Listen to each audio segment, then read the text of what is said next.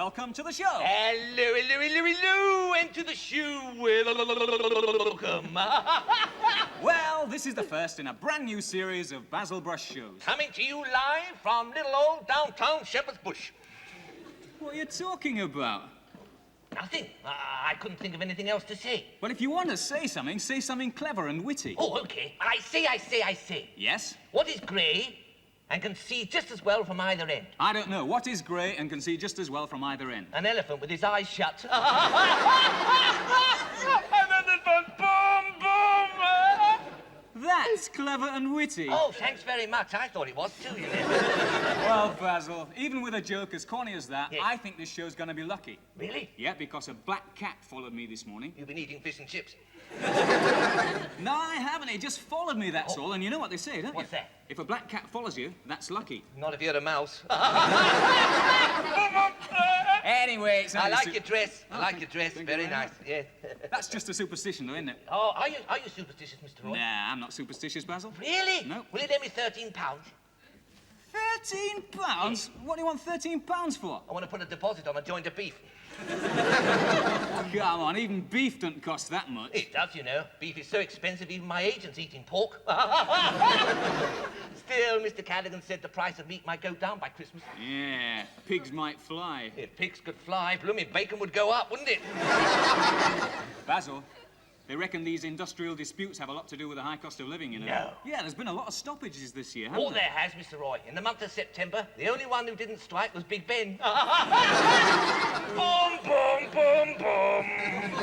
Hey, have they found out why Big Ben stopped working yet? Well, it's obvious, isn't it? Standing up there, watching what goes on in the House of Commons, he'd had a nervous breakdown. You shouldn't talk about the government like that. You're right, Mr. Roy. One shouldn't mock the afflicted, should one? No, one shouldn't. I mean, as if the government didn't have enough on their plate, and then there was that dreadful water shortage. Oh, and it's still going on. My Uncle Fred said there must be a shortage of water around his way.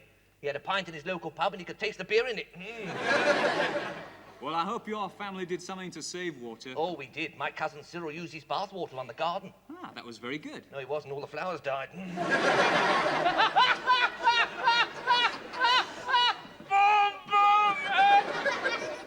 It's still very serious in South Wales, you Oh, know. I know it is back. Yes. I had a letter from a friend in Cardiff. Yeah? They must be very short of water. Why? The stamp was stuck on with a pin. Well, I hope they come up with a solution soon, Basil. Oh, they will. The government backroom boys are working on a marvellous idea. Yeah? Dehydrated water in tins. Dehydrated water? Yes, if there's a drought, you just open the tin and add water. Come on, enough of your aeriferous bantering. Ooh, pardon me for persiflage. There's people out there waiting to be entertained. So am I. What comes next? I'll meet you at midnight. Oh, no, you won't. By that time, I'll be tucked up in my little pit, snoring me bonks off. That's the name of a song, you fool! Oh! I'll meet you at midnight, sung by our first guest, Smokey! Oh, Mum!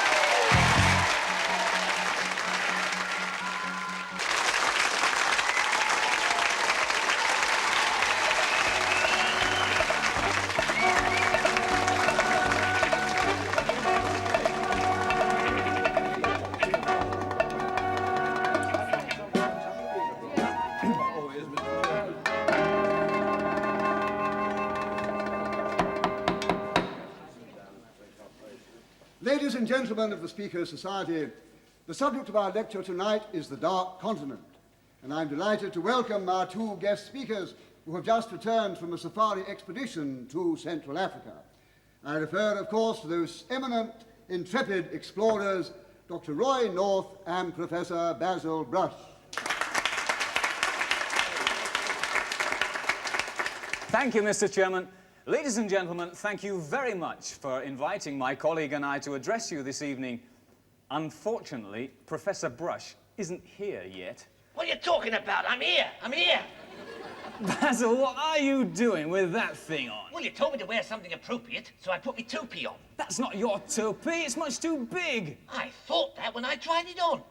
I said to myself, Basil, I said, shall I wear the toupee or shall I not? Toupee or not toupee? That is the question. Why do that you wear a bush hat like me? It suits you much better. Oh, do you think so? Yeah. Oh, thanks very much. Yours looks quite nice, too. Oh, thanks very much. You too. We're here to listen to a lecture about Africa, the new a fashion parade. So get on with it, or I'll skite the head off you. By Jove, Dr. Roy, the natives aren't very friendly, are they? Well, you can't really blame them, Basil. Hey, Yeah? did you bring those picture slides? Of course I bought the picture slide. And did you get them in the right order? Of course so. Are you casting aspersions on my capabilities? Yes. Oh, that's all right then. Ladies and gentlemen, we have brought lantern slides to help illustrate our lecture. And of course, if anyone would like to ask questions, please feel free. May I ask, Professor Brush, how long have you been going on safaris? Ever since I was a child, madam. When we were young, my cousin Cyril and I used to go into the woods behind our house and play at being great white hunters. Yes, we had safaris at the bottom of our garden. Be quiet, Basil! First slide, please. Professor Brush and I began our safari in this area of deep, dark and dangerous jungle. Don't grunt while I'm talking! That wasn't me, it was that fella down there. Look at him, he's overcome by a spontaneous outburst of apathy. The African jungle contains a great variety of wildlife, Yeah. and we have brought back pictures of beautiful exotic African birds, Hey, you brought back what? pictures of beautiful exotic birds. Exotic birds. He's getting interested now. Bring on the birds. Next slide, please. This is the long-legged secretary bird. Aye, my secretary is a long-legged bird, but she doesn't look like that. This secretary bird eats poisonous snakes. Mine would too if I were paying for them. I say, sir, why don't you go back to Bubby's? A good idea, son. Next slide, please, thank you. What a lovely picture. Yes, madam, that is a flaming ingo. Flamingo! That's right, a flaming flamingo. Why is it standing with one leg raised? Because, dear lady, wait for it. If it raised both legs, it would fall flat on its beak. Oh! Now, this bird is very common in the jungle. Oh. It's the African grey parrot. They're very popular as pets because they're excellent talkers. Oh, hello. Who's a jolly Polly then? Eh? He doesn't say much, does he? Ah, but he thinks a lot. Pretty Polly, come on, Polly, say something. Talk to Basil, come on. There you are, he's talking. Talking? What sort of language is that? Pidgin English. Shut your face! Polly wants cracker. Polly will get a punch up the feathers in a minute. Going back to Freddie Davis. There are many species of butterflies. Here, for example, is the African painted lady. What's Raquel Welch doing in Africa? She missed the train at Crewe. This is the African painted lady. Oh. Now, she flies north from Central Africa into Europe to lay her eggs. Why on earth does she fly all the way to Central Europe? Because it's too blooming far to walk. Professor Brush. You remember the head man of the Uri tribe of pygmies? Yes. How proud he was that the Uris were 6 inches taller than the pygmies of the Ubeli tribe? Oh, of course. I remember him telling me, your eyes is bigger than your bellies. I believe there's a type of native who stands 7 foot tall and carries a long spear. What do you call him? Sir, The jungle is full of rare tropical animals.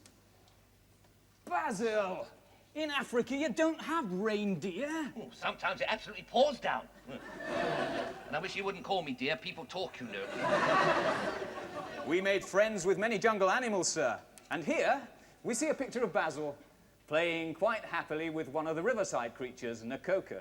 You don't look very happy, Mr. Brush. No, I was feeling a bit down in the mouth. But there was one animal that we just could not make friends with, and it was this fellow. I'm not surprised. Look at him. God. That's the gorilla, known to the natives as Nagai. Remember what he did to our native guide, Naklanga? Oh, I do, Dr. Roy, I do. Poor old Naklanga. That gorilla picked him up, carried him up the tree, and he got right to the top. Yes. And then he dropped Naklanga. Most gorillas, like this one, are 6 feet tall, but there are some rare specimens about that are only as tall as this. Yeah, it's an eye-level gorilla. Naklanga is a member of the Ari Ari tribe, who are great hunters and flush out their game by banging on their tom-tom. Oh, I bet that's painful. What's painful? Getting banged on the tum-tum. Not tum-tums, tom-toms. Oh. They use these to hunt out the wildebeest, the kudu, and the gnu. The new what? Not new, G-N-U. Oh, the canoe! Hey, you! Who, me? Ah, you. I'm wanting to ask a question about the animals, the new. What? About the canoe, the new? No, you stupid Sassenach! Dr. North, you mentioned the kudu. What's a kudu? It gives milk. It says moo, the new. It says moo, the new. This is the kudu, sir. An antelope with large twisted horns, much bigger than the dik-dik. And what is the dik-dik? The dik-dik is a smaller type of antelope which moves very quickly. Now, to round up a herd of 20 dik-dik, we employed 200 ari-ari beaters with tom-toms. Quite a large party. Oh, yes, they were all there. Every Tom, Dick, and Harry. That's a good joke, bloomin'. This is the hyena. Hyena! This is the hyena, or commonly known as the laughing hyena because of his strange cry. Now, I have a tape recording of his cry, and here it is. Please listen. That should be interesting.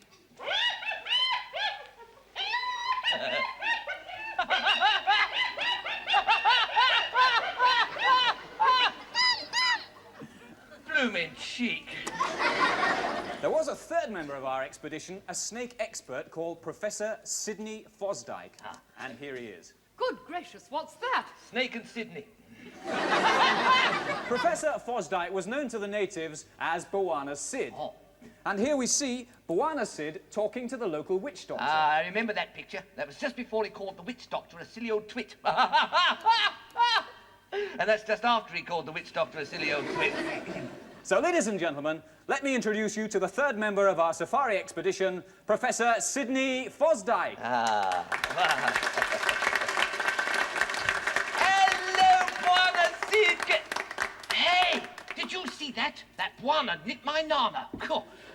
I'm a victim of the dreaded Nana knocker offer. Basil, what are you going on about? Where? You've suffered much worse than that. Have we really? Of course you have. Listen. Yes. Do you remember the awesome, frightening sounds of the jungle? Oh, I do. Can you hear them now? I can. And will you ever forget the hardships you suffered? Oh, I won't. But you endured them. Oh, I did. And you were never afraid. I was good. Every day we face new dangers. We met a lot of them on safari. The jungle isn't kind to strangers. We're going back again in January. If it's so dangerous in the jungle, why are you going again? Ah, it's a challenge, sir, to a chap's indomitable courage.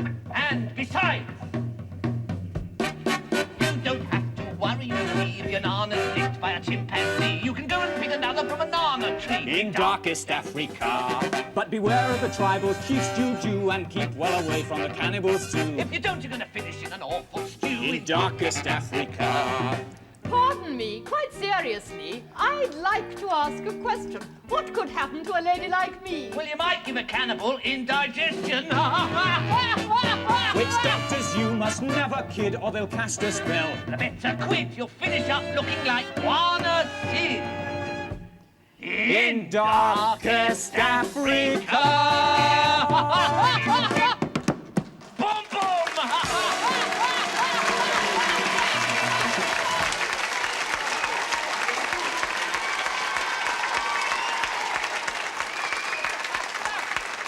Oh, dear. Ah, that was great fun, wasn't it, Yes, Basil? Bwana Sid was a bit of a giggle, wasn't he? Hey, I've just had a horrible thought. He's still got my Nana. Blooming Nana Nicker. Ah, we didn't really go to Africa, though, did we? No, it's just pretend. I've often dreamed of going to Africa. Yeah, unfortunately, dreams don't always come true, though, Well, they do sometimes. Yeah? Last night, I dreamed I was awake, and when I woke up, I was. Think Yeah? about it. I say, that must have been that soup my landlady gave me for supper. Oh, what soup was that? Enthusiasm soup. She put everything she had into it. I think we'd better introduce our next guest, Basil. It's Yes. someone rather special. Who is it? Who is it? All right, then, I'll give you a clue. Yes. Charles. What? You don't mean the Navy have given him shore leave to be on our show? Not Prince Charles, you nut. It's a lovely, talented lady. Oh, that's a funny name for a lady, Charles. Ready, Charlie? That's her surname, you know. You must know. You've just bought her latest record, Dance Little Lady Dance. You mean Miss Tina? That's right, ladies and gentlemen, Miss Tina Charles. Lovely, marvellous.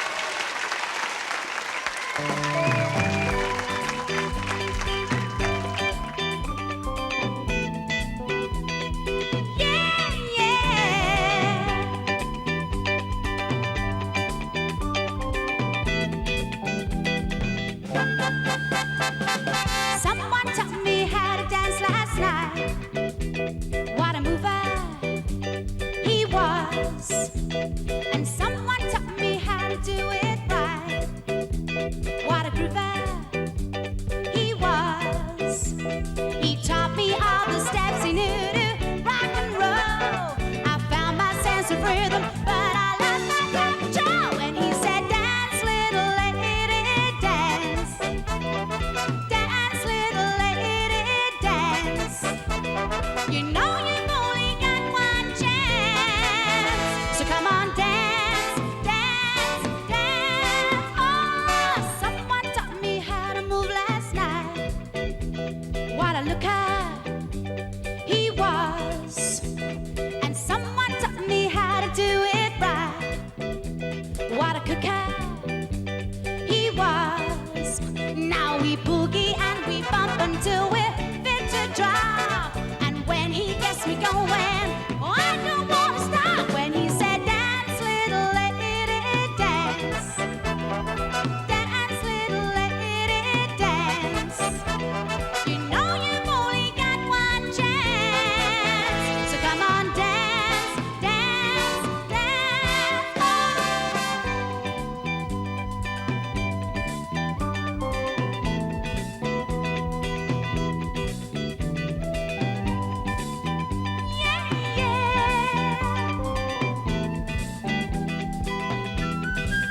Oh, we boogie and we bump until we're fit to drop. And when he gets me going, oh, I don't want to stop. When he said, "Dance, little lady, dance. Dance, little lady, dance.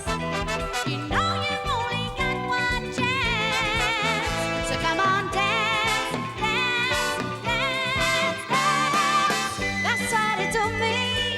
Ooh, what a mover. That's what he told me. Oh, what a groover. Dance, little lady. That's what he told me. Dance, little lady. That's what he told me.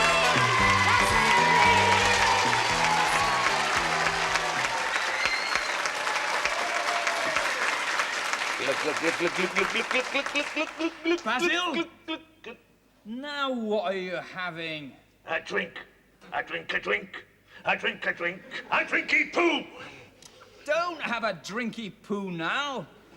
What is it anyway? It's Pokey Poola. I've got some more there. Can I finish that bottle? No, you can't finish that bottle. Well, it's not worth anything with a drop in the bottom. There's 3p on it when it's empty. I don't care how much there is on it. You've had one full glass of Pokey Pola, and that's enough. Oh, okay. Ooh.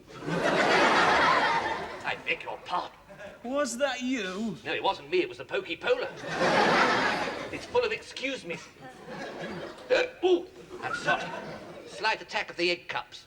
Are you going to read to me? Well, as long as you don't interrupt, because this book is packed with thrills and adventures. Oh, come on then, excite me. Thrill me. Send the old shivers up me brush. All right, then. It's a tale of bloodthirsty violence and villainy, Yes. of merciless mayhem and murder most foul. It's not Son of Sooty, is it? No! All right. There's no need to get your trunks in a turmoil. You're not like this when we're showering to save water together. Come on. It's the further adventures of Bulldog Basil, Secret Service man, yeah. Episode 1. Yeah. It was the year 1900, towards the end of the Victorian Golden Age. Oh, you'll enjoy that if it's about golden things, won't you, eh? Who are you talking to? My pet goldfish, Pinky and Perky. Say hello to them. Go on, Mr. Roy, be friendly. be Go on, no, daft. say hello to Pinky and Perky. Oh, I couldn't, Basil. Go on, please. All right, then. Hello, Pinky. Hello, Perky. What a silly fool. God. I I say, can Pinky and Perky listen to the book? Yes, as long as they don't interrupt. I knew you were going to say that. They won't be any trouble, Mr. Roy. Marvellous pets, goldfish. Very clean about the house, you know. They never bite the postman. They don't even have to take them walkies, you know. All they do is go round in circles. Keep moving their mouths. Take after you then, don't they? Ooh. Do you want me to read this story? Yes, please. Well, listen then. Yes. It was the year 1900. Did I tell you what happened yesterday? No, but I'm sure you will. So am I. I bought a box of ants' eggs, you know. Put them in my trousers pocket, the one with the hole in it. And on the way home, the lid came off the box. Very uncomfy. I had ants' eggs in my pants legs. Listen! Yes, be quiet, Pinky. Mr. Roy wants to read the story. Great Britain still had many overseas possessions. My Auntie Elsie has 150, you know. What, overseas possessions? No, goldfish. She keeps them in the tub in the bathroom. Well, what does she do when she wants to have a bath? She blindfolds them. You can't beat the old ones, can you? Her Majesty, Queen Victoria, was still living at 81. My granny's still living at 104. Still living at 104? Yes, 104 High Street. Leave off, Basil. Oh, all right. Lieutenant Commander Bulldog Basil Trelawney, distinguished member of Her Majesty's Secret Service, was en route to investigate reports of an impending revolt against the government in India. Oh, we could do with him here, couldn't we? He'd heard reports from his colleagues in Delhi. Oh, they probably heard about him on Television. Television, boom, boom. Ooh, your shoulder. I'll boom you in a minute if you don't stop interrupting. You wouldn't boom Basil, would you? Basil was looking forward to his visit there, for his fiancée, the Lady Erica, was there with her father, Lord Nerney, Oh, yes. an important government official. Excuse me. May I finish my bottle of Poke-Pola? No, wait till later. What about Pinky? But what about Pinky? Well, look at the poor little thing. He's all dejected. Perhaps he's thirsty.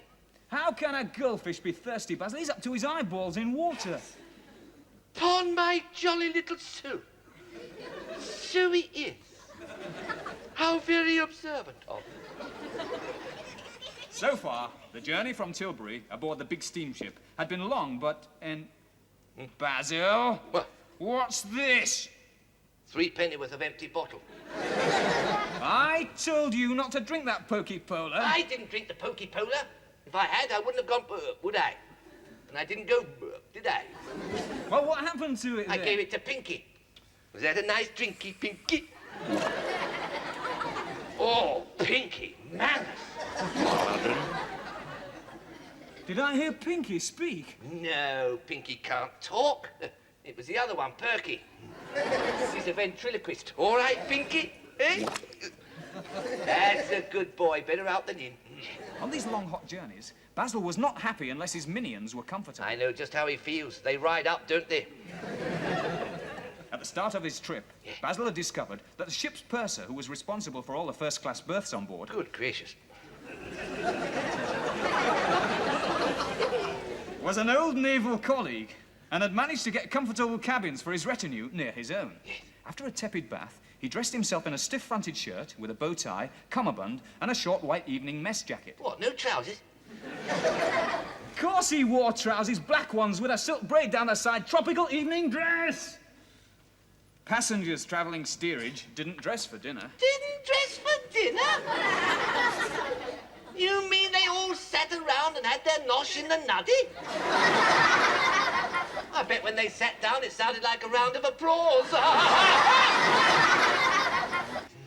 Suddenly, very faintly, Basil could hear a bleeping noise from Lee Pat's cabin next door. It was the newly invented wireless set with which the Secret Service had equipped all their agents. I bet it was Jimmy Young's first broadcast. Seconds later, Lee Pat came into the stateroom. Excuse intrusion, Honourable Master. Oh, that's good. Urgent message from Viceroy. All right, Welsh. Basil took the message and read. Suspect head of Thug Society to be old adversary of yours. Yes. Believe Chu Fan Mu still alive. Huh? Basil gasped and said incredulously, Chu Fan Mu? What? And that's all we've got time for this But week. I thought Chu Fan Moo had been disintegrated. So did everybody. Cool, that'll put the wind up a few people, won't it, Pinky, eh? Yes, and you too, go. Listen next week to another thrilling episode in the story of Bulldog Basil, Secret Serviceman. Law! Basil was an agent in the service of the Queen. Clobbering her enemies was his regular routine. Whenever danger threatened, he was always on the scene. Villains used to tremble when they heard his name. England was in peril, and he knew what he must do. He stood against the dreaded and beheaded Chu Fan Moo. His motto was, defend the flag! The old red, white and blue. Hooray! Stand up for England, home and duty. He was a brave, brave man.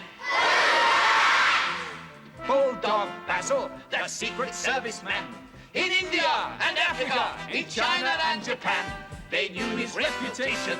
He was a super spy. And The enemies of England heard his battle cry. By Jove, you scoundrel, take that!